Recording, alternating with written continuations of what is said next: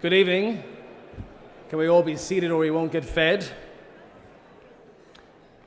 Ladies and gentlemen, recipients, past recipients, Dermot Desmond, Duncanita R, Pierce Lyons, you're very welcome. Indeed, to the 2012 Business and Finance Awards in association with KPMG. Before I start speaking, can I please encourage you to work American style through your starters while I speak, if that's okay, so please feel free to fire ahead.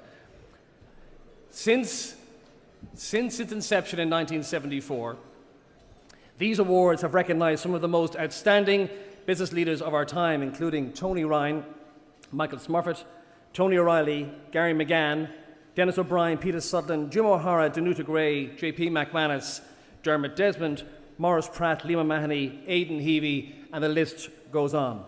And companies such as Elan, Intel, Paddy Power, Kerry Group, United Drug, Google, last year Netwatch, and previously Car Trawler in our Enterprise Awards. Tonight is a night to recognise the global Irish. Ireland has been an open economy for the best part of 5 decades, thanks to Ken Whitaker's vision, but never has international trade been so important to this country. We are no strangers to international trade and indeed its success. And since the turn of the new millennium, Irish companies have been leading globally in both traditional and new industries.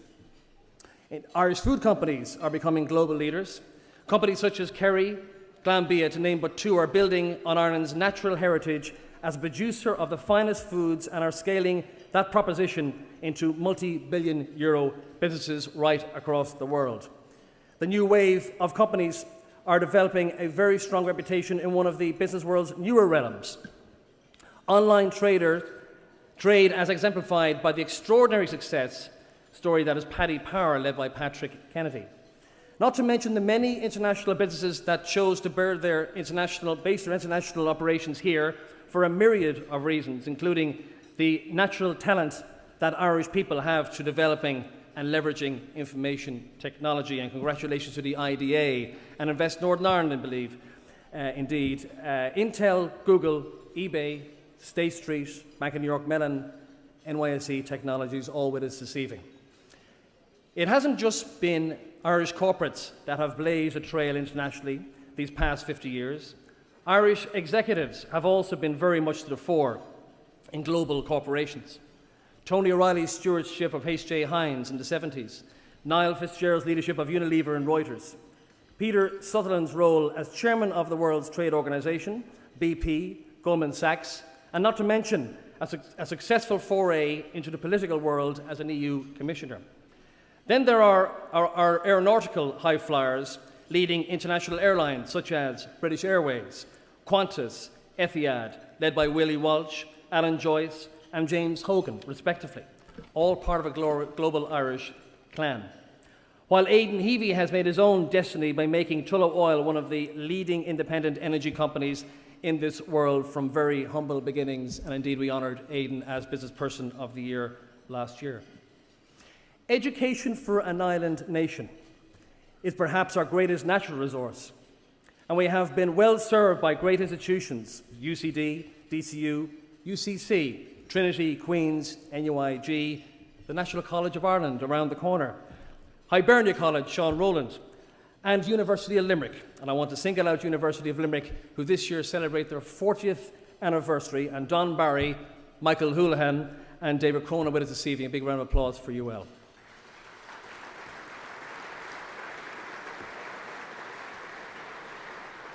Indeed, another past recipient in the room, JP McManus, I was very honoured to attend his recent ceremony honouring his 2012 All-Ireland Scholarships and indeed his 700th scholar, presented by William Jefferson Clinton. JP, you're very welcome to the room.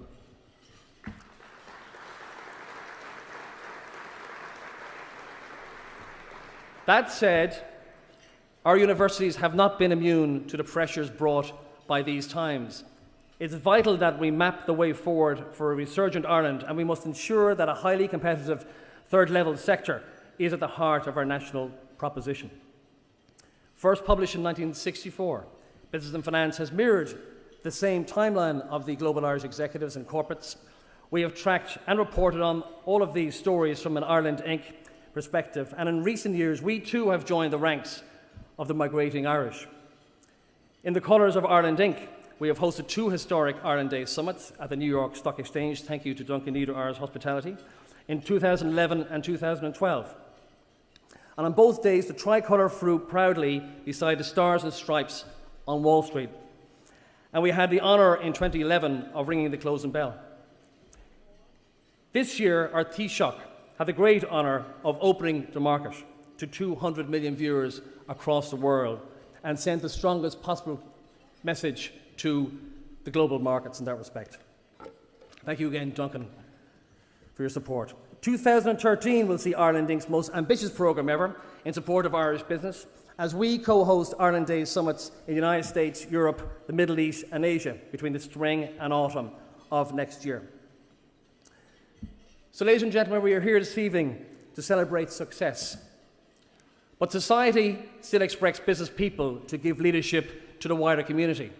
We have roles that give us access to new thinking, ideas, capital and people both at home and right across the globe.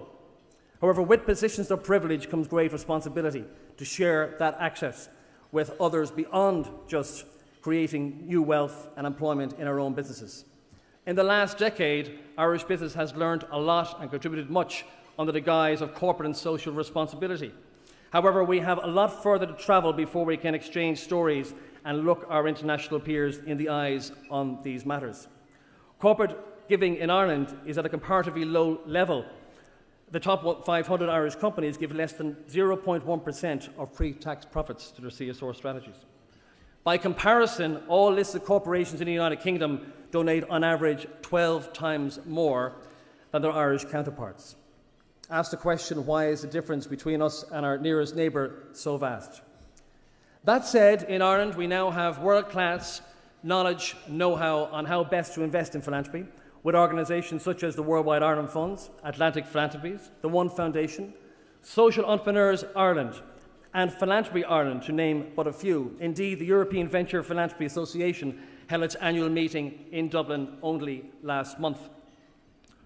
I believe that in addition to doing the right thing, being able to look our international business partners in the eye on this front will go a long way to helping us all do more business in the future.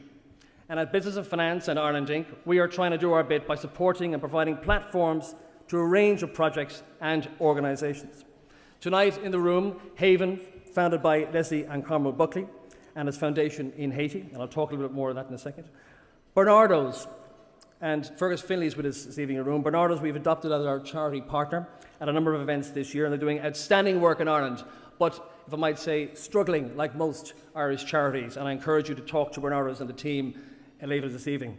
The Chernobyl Children International Foundation, Adi Roach is with us, and Adi has raised in excess of €80 million since the foundation, and it's quite outstanding. Adi, congratulations.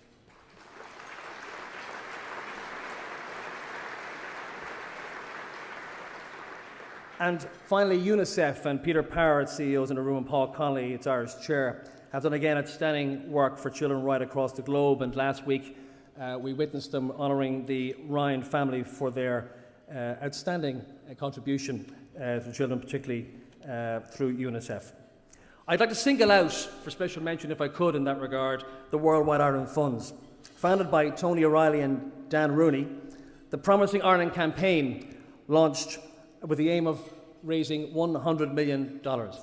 In fact, the Promising Ireland campaign has been so successful that Ciarán McLaughlin and his team have raised that target to $140 million or $1 million per month for causes right across the island of Ireland. And I've been honoured to be involved in some of these functions and initiatives, and I got to say these guys do an outstanding job worldwide. I'd like to welcome Ciarán McLaughlin, Hugo McNeil and Katrina Fotrell to the room, and again I encourage you, if you haven't already done so, to speak to the Worldwide Ireland Funds.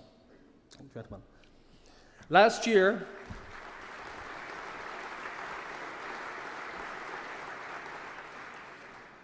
for our part, last year we were very proud to be involved in the first Irish Haiti Week with Leslie and Carmel Buckley and their team at Haven. We launched a 2-year programme with some very ambitious objectives, and from that week we managed to raised enough funds to build 40 homes for 40 families, which shouldn't be underestimated. This January, we host the second annual Haiti Week in Ireland, and Ireland is the only country in the world to host Haiti Week, believe it or not. Launched last year by William Jefferson Clinton and attended by Michel Martelly. To tell you a little bit more about Haiti Week 2013, I'll hand you over to George Hook.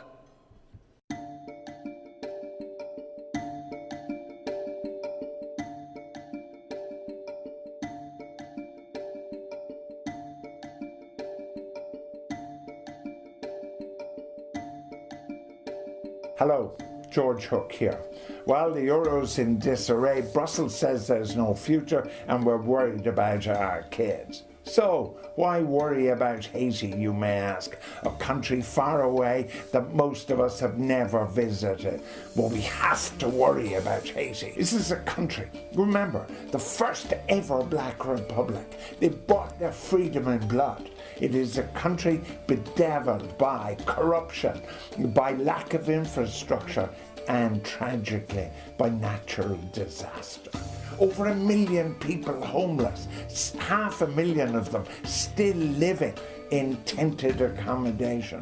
The devastation is enormous and we're punching above our weight. The Irish are doing more than any other country on earth, and Irish people are giving of their best, not just in money, but by the sweat of their brow. Because this great country of ours has never ever given up on the disadvantaged. It's our tradition, it's our history. The famine made us what we are. Now there are famines in other countries and we must help. It's important you get behind Haiti Week. For 1 week in January, we will be trying to put Haiti in the consciousness of Irish people.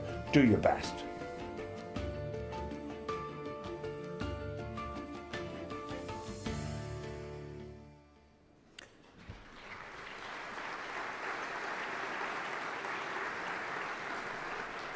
Can I mention that while I'm here, Leslie and Carmen Buckley have done outstanding work in Haiti already. Their objective was to build 10,000 houses since the earthquake. Dennis O'Brien has done significant work in Haiti, as we're all aware. Pierce Lyons is here this evening, and he has done significant work in Haiti. What is it about the Irish and Haiti? Well, tune into Haiti Week and maybe find out. I encourage you to talk to the Haven team, and indeed Solo Haiti, and Michael Carey and his team are here this evening. Again, engage. Tonight is a 38th Annual Business and Finance Awards in association with KPMG, and none of this would be possible without the support of our partners, patrons and our sponsors. I'd like to thank KPMG for their outstanding support over the last 9 years. Terence O'Rourke, and indeed it all began with Dennis O'Connor, and we wouldn't be here this evening if it wasn't for their partnership and vision. I always say if Carlsberg did partners, it would be KPMG for this event. AIB, Brendan O'Connor, Sinead Cummins, Jaguar Ireland, Declan McCourt and Melanie McCourt, and all these fantastic Jaguars you see in the audience. There isn't one for every recipient, but if you have a chat after a few George, you never know. George, you never know what might happen. Intel, Eamon Sinis, thank you for your support, Eamon, and thank you for your support for Ireland. You maintain your enthusiasm and loyalty. Intel is an outstanding employer on this island, and I know you have very exciting plans for the future. Aviva, Merck Partners, and Kieran Duff and his colleagues. Thank you all, and all of you patrons, for supporting this event this evening. A round of applause, please, for our patrons and sponsors.